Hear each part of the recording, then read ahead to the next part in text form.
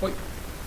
Então, temos então esse tipo de visão, né, que a gente retoma aqui das rotas metabólicas, em que você vai colocando lupa e você vai ampliando a forma com que a forma que lhe permite enxergar os processos catabólicos e os processos anabólicos. Vai ficando um pouco mais sofisticado. Então, se a gente voltar aqui, a gente ampliando um pouco mais, você tem esse negócio, que é melhor ampliar um pouco mais também. Olha só, você já tem uma sofisticação bem maior agora. Então, agora já surgem os polímeros, ó, surge aqui o glicogênio, por exemplo, né? Surge aqui proteína, por exemplo, tá certo? Surge um que não é um polímero, seria um oligômero, né? Vou colocar aqui o oligômero, o triglicérido, o lipídio, né?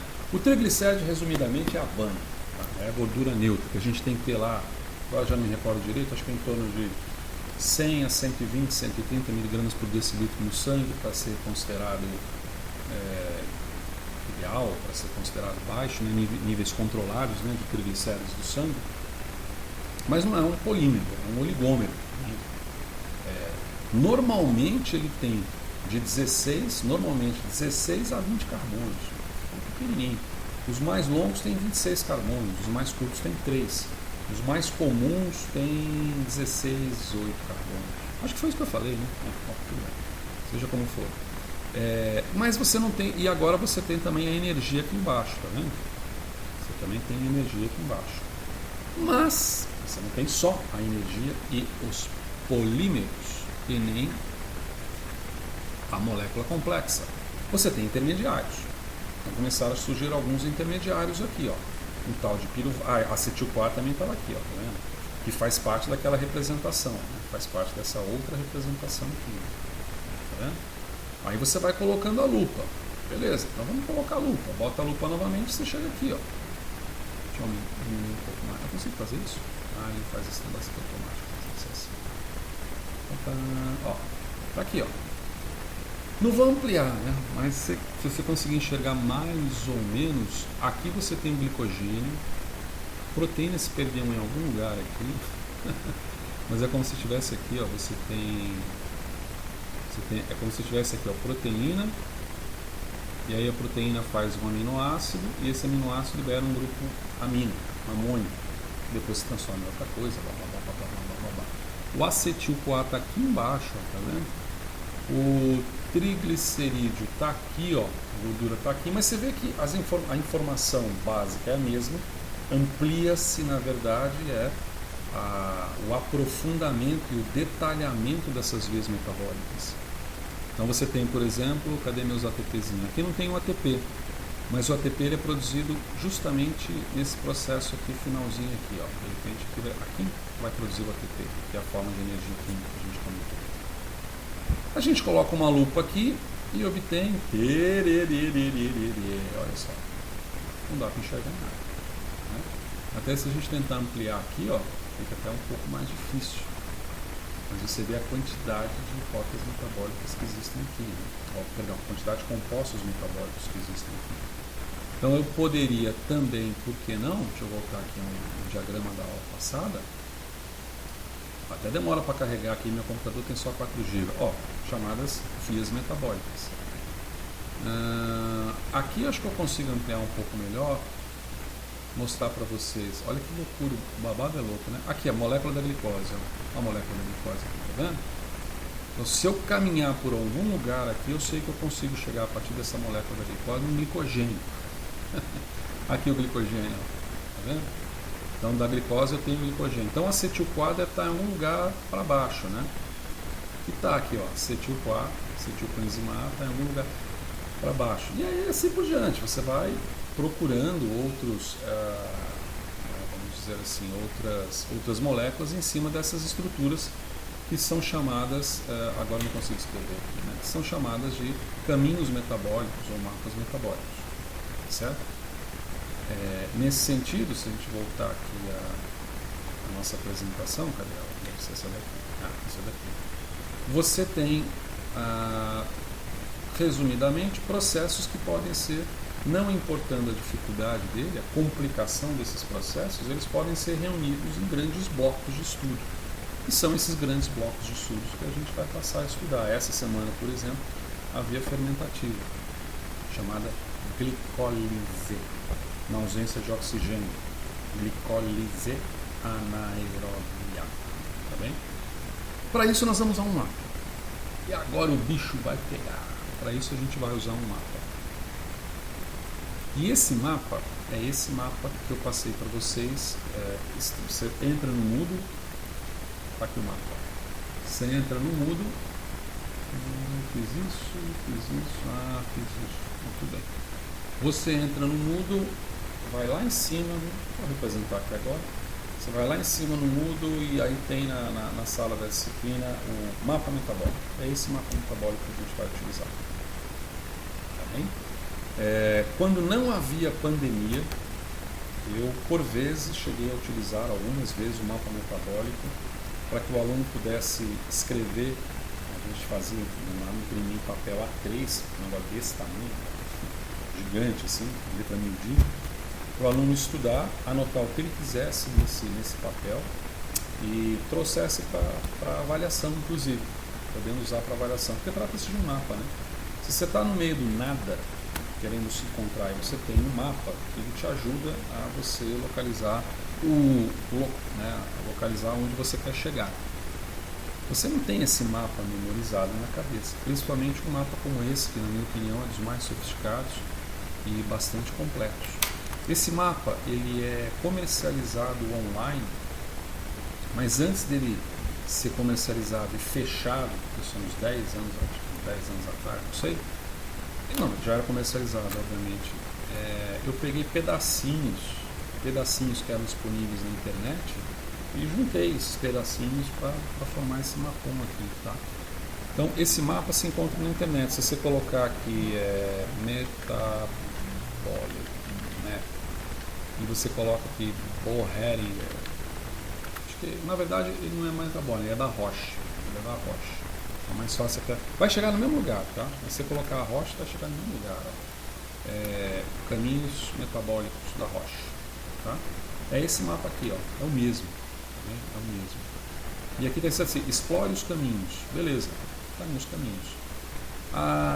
O mapa que a gente vai discutir em sala, em sala é ótimo.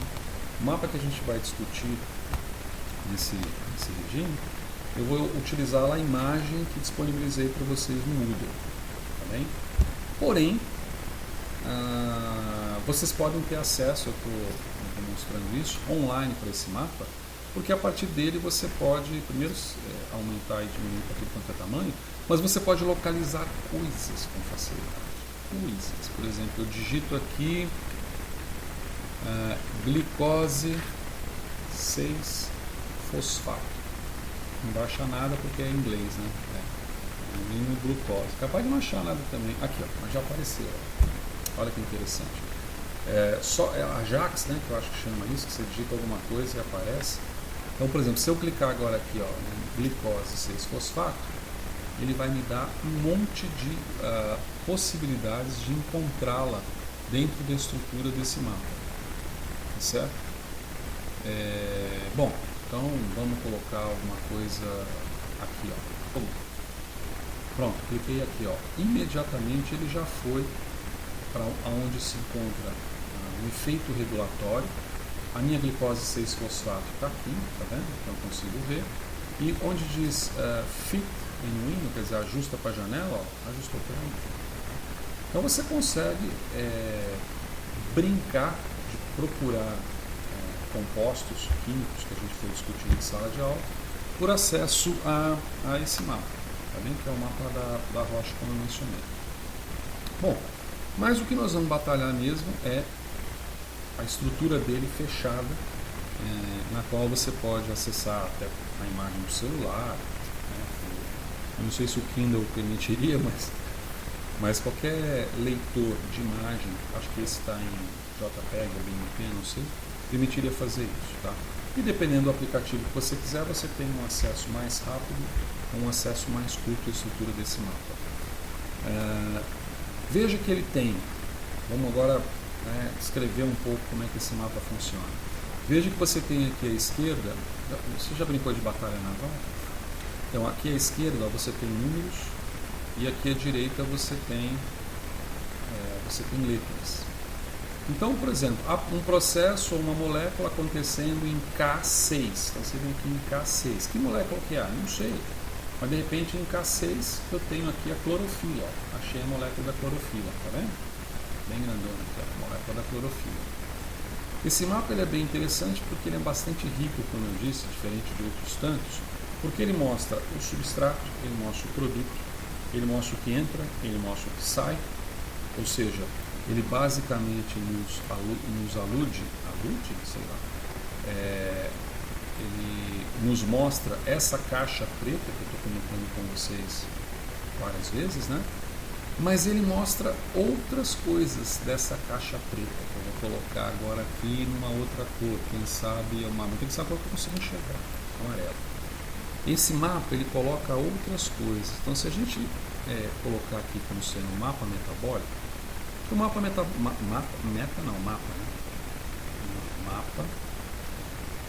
Meta de novo? Nossa, pera. Mapa. É difícil hoje. Mapa metabólico. Certo? Ele pode se resumir nessa estrutura aqui e além deste mapa que nós vamos utilizar, apresentar substratos, produtos, as enzimas, o que entra e o que sai, ele também mostra regulações.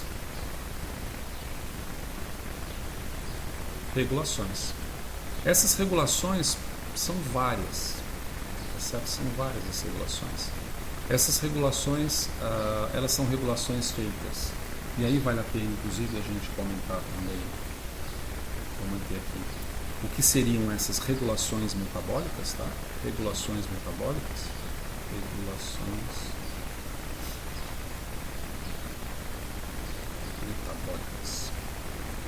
Ou controle. Também seria muito nome. Controle metabólico. São vários processos que permitem que aquele produto não seja formado só numa quantidade específica, porque tem a enzima e o que entra e o que sai, e o substrato. Dependendo dos teores de todo um jogo, um conjunto de fatores, você pode ter mais ou menos produto. Então, o controle metabólico é uma espécie de regulagem que ocorre nas rotas metabólicas para aumentar ou diminuir determinados produtos. Se a gente observa o mapa metabólico como sendo algo em que as espécies químicas, vamos colocar aqui assim, vou voltar para o mapa, as espécies químicas estão todas interligadas, o piruvato, por exemplo, ele é, como está exemplificado aqui, ele é um substrato para a acetilcoenzima A, tá certo? Só que o piruvato, simultaneamente, é um produto que vem do metabolismo lá, por exemplo, do glicerato. Então, esse é o grande lance do metabolismo. Você tem os compostos químicos, as biomoléculas, todas interligadas numa trama, numa rede multifacetada, bastante sofisticada. Gostei dessa frase, ficou bonita. Bastante sofisticada. Tá certo? Então, quando você observa, vou voltar para cá, Quando você observa como esse mapa ele é regulado, se a gente, vou até apagar aqui, regulações, porque as regulações ocorrem para cá, se a gente observar como esse mapa é regulado, como ele é controlado, a primeira coisa que aparece é isso aqui, Então, se a gente colocar assim, tempo de resposta, e aqui a gente coloca controle, tipo de controle. Tempo de resposta e tipo de controle. E agora a gente transforma isso aqui em uma pequena tabelinha. Ok? Uma pequena tabelinha. A gente pode dizer o seguinte, que o tempo de resposta mais curto, instantâneo, é a oferta de substrato. Então, vamos colocar assim, tempo instantâneo.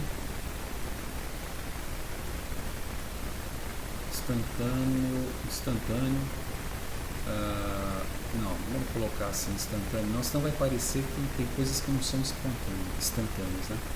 Vamos colocar que o tempo de resposta cresce para cá, aí fica bem.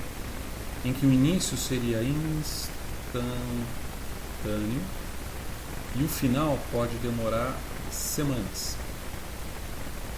Tá? Semanas. Esse é o tempo de resposta do controle metabólico. Beleza? Então, um controle metabólico é clássico ou instantâneo é a oferta de substrato. Óbvio. Pensa. Se eu tenho muito substrato, a enzima vai trabalhar em cima disso. Nossa senhora, peraí, gente. Olha aí, eu tinha sumido. Desculpa aí, foi mal. Então a gente está colocando aqui as rotas, né, exemplificando aqui. Aliás, bom, tá bom. Voltando aqui à tabela, então. A oferta de substrato, você tem muito substrato, então a enzima vai trabalhar em cima dele. Se não tem substrato, então você não tem enzima trabalhando em cima dele. Então a oferta de substrato é o que vai editar. E obviamente, claro, partindo do pressuposto que nós temos o substrato, temos a enzima, temos o que entra, temos o que sai. Tá bom? A gente tem esse jogo todo que está aqui, ó. Esse jogo todo que está aqui a gente tem, tá bom? A gente tem esse jogo todo aqui. Parecendo uma carinha de sorriso. Vou até fazer com os dentinhos aqui, legal. Não, vou fazer isso não, senão vai confundir depois na hora que você estudar também. Não vai saber, o que é aquele negócio que o professor fez. Tá? O lance aqui é você detectar se você tem muito ou pouco substrato. Se você tem muito substrato, beleza, a oferta de substrato define. Um outro tipo de controle é um controle chamado de modulação. Aqui também tem outro nome, viu? Modulação metabólica. O outro seria a modulação ou controle alostérica. Olha o nomezinho, cara. Alostérica. Tá? Essa estéreis, né? Estéreis quer dizer espaço, né? A ideia de espaço, e alos é estranho, né? Então a modulação alostérica, xeno que é estranho, a modulação alostérica ela diz respeito a mudanças conformacionais. Vou colocar aqui, ó, mudanças conformacionais